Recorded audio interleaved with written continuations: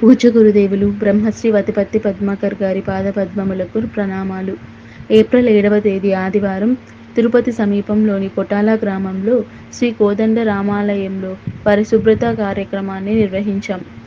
ఆలయ నిర్వాహకులు శ్రీ సురేష్ ప్రభుజీ గారు ఆలయ పరిశుభ్రత కార్యక్రమంలో భాగంగా శ్రీ సీతారాముల వారి పంచలోహ విగ్రహాలు, మకర తోరణాలు మరియు ఇతర పూజా సామాగ్రి శుభ్రపరచుటకు సేవకులకు అందించారు. శ్రీ సీతారాముల ఆలయ డెవలప్మెంట్ ట్రస్ట్ ఆధ్వర్యంలో శ్రీ సురేష్ ప్రభుజీ గారు కోదండ రామాలయ అభివృద్ధి కార్యక్రమంలో భాగంగా భక్తులు తమ వంతు సహాయ సహకారాన్ని ఇష్టపూర్వకంగా అందజేసి శ్రీ సీతారాముల కృపా కటాక్షాలను పొందవలనని గుడి బడి సేవా బృందం తరపున మనవి చేసుకుంటున్నాము.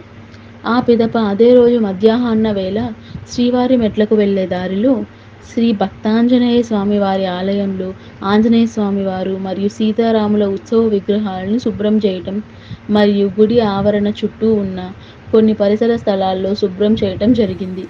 ఆలయ అర్చక స్వాములు, గుడిబడి సేవకులు చేసిన సేవను ప్రశంసించి విశేష అర్చనను స్వామివారి దివ్య ప్రసాదాన్ని సేవకులకు అందించారు. ఇరు ఆలయాల వారు తప్పక రాబోవు శ్రీరామనవమి నాడు శ్రీ సీతారాముల కళ్యాణములో పాల్గొని స్వామివారి, అమ్మవారి కృపా కటాక్షాలను పొంది తరించమని కోరారు.